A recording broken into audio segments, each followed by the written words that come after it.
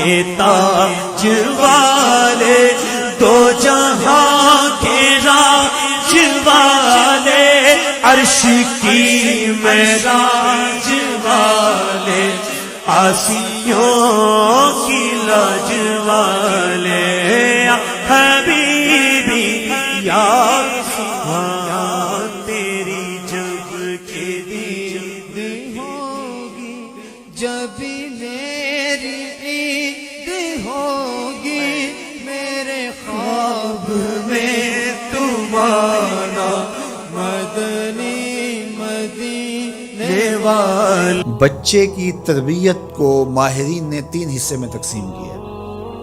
3-7 سال، پہلے 7 سال بچے کو گود میں اٹھا کے رکھو، دوسرے 7 سال بچے کو غلام بنا کے رکھو، اور تیسرے 7 سال بچے کو دوست بنا کے رکھو۔ پہلے 7 سال بچے کو گود میں اٹھانے کا مطلب یہ ہے کہ وہ تم سے سیکھے، اور ہم تو 3 سال کے بچے کو بھی، آج 2.5 سال کے بچے کو بھی اسکول بھیج دیتے ہیں، مائیں فارغ البال ہونا چاہتی ہیں، لیکن ایسا نہیں ہے۔ یہ ہماری فکری لغزش ہے کہ بچے کو اتنی جلدی اسکول بھیج دیا، اور جب ماں سے سیکھنا تھا تو وہ وقت ضائع کر دیا۔ آج بھی جاپان میں 7-8 سال کا بچہ اسکول جاتا ہے، اور آج بھی کچھ اور ممالک کے اندر بھی انہوں نے یہ طے کر دیا ہے کہ 7 سال سے پہلے بچہ اسکول نہ جائے، تو وہ گھر بیٹھ کے سیکھتا۔ یہ اس کی تربیت کا مرحلہ ہے، اس کا یہ مرحلہ یہاں مکمل ہونا چاہیے۔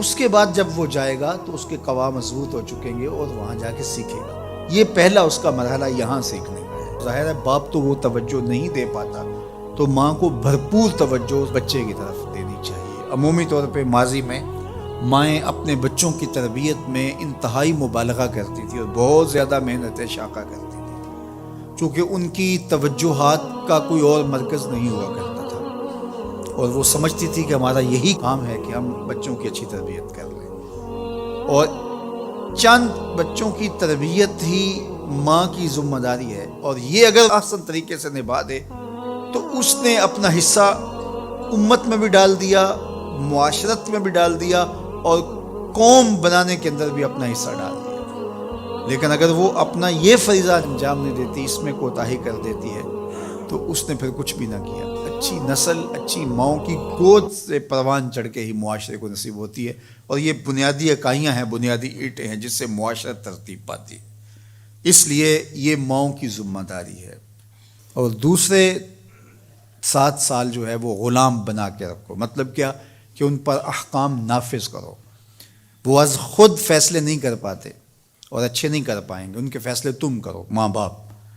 اور پھر اس کے بعد اگلے 7 سال جو ہیں وہ ان کو دوست بنا کے رکھو، چونکہ عموماً جو ہے وہ 14 سے 21 سال تک کی عمر کے بچے جو ہیں وہ دوستیوں سے، اطراف سے سیکھتے ہیں، چونکہ وہ اگرچہ تمیز نہیں رکھتے ہوتے پوری طرح، لیکن پھر بھی ان کی طبع یہ ہوتی ہے کہ وہ سمجھتے ہیں کہ ہم اطراف سے اچھا سیکھ سکتے ہیں، اور وہ بعض کا ماں باپ کو دقیانوس بھی سمجھنے لگ جاتے ہیں۔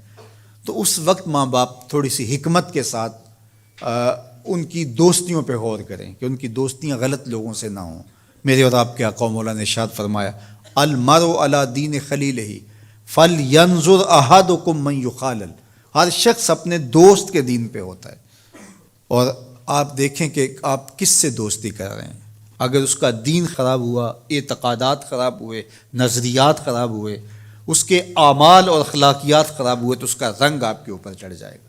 اور رومی نے اس کو اپنے انداز میں کہا، تا توانی دور شو از یار بد، یار بد بدتر بود از مار بد، کہ جہاں تک ممکن ہو برے یار کی صحبت سے بچ کے رہنا۔ کہا کہ برا جو دوست ہوتا ہے، برا یار ہوتا ہے، وہ برے سانپ سے بھی برا ہوتا ہے۔ کہا کیوں؟ اس لیے کہا جب سانپ لڑتا ہے تو جان لیتا ہے، برا یار لڑتا ہے تو ایمان لیتا ہے۔ اس لیے صحبت سالے ترا سالے کنن، صحبت تالے ترا تالے کنن۔ اچھے شخص کی صحبت تجھے نیک بنا دے گی، برے شخص کی صحبت تجھے برا بنا دے گی۔ شیخ سعدی فرماتے ہیں میں حمام میں گیا تو وہاں کسی نے مٹی رکھی تھی، تو میں نے اس کو اٹھایا تو اس سے مہک آ رہی تھی، میں مست ہونے لگا اس کی دل آویز خوشبو سے۔ تو میں نے اس کو کہا کہ تو مٹی ہے، عنبر ہے، موتیا ہے، نسرین ہے، نسترن ہے، کیا ہے تو؟ تیری دل آویز مہک سے مشام ہستی مہکے چلے جا رہے ہیں، اور ہے تو مٹی، تو کیا ہے تو؟ تو اس مٹی نے شیخ سعدی فرماتے مجھے زبان حال سے جواب دیا کہ ہوں تو میں مٹی، مجھے اپنی اوقات نہیں بھولی، لیکن چند دن میں پھول کی صحبت میں رہی ہوں۔ جمال ہم نشیں در من اثر کر، وگرنہ من ہما خاکم کے ہستم۔ اس نے کہا ہوں تو ذات کی مٹی ہی، لیکن میں گلاب کے پھولوں تلے تھوڑی دیر رہی ہوں تو میرے یار کا جمال میرے اندر سرایت کر گیا ہے۔ تو ذات کی مٹی ہوں لیکن صحبت میری پھول سے رہی۔ یار مٹی پھول سے صحبت پیدا کر لے تو اس سے مہک آنے لگ جاتی ہے، تو یار بندہ سالے صحبتوں کا انتخاب کر لے تو اس کی زندگی کیوں نہیں بدلتی؟ تو اپنی اولاد کو سالے لوگوں کے پاس بٹھانا سکھاؤ۔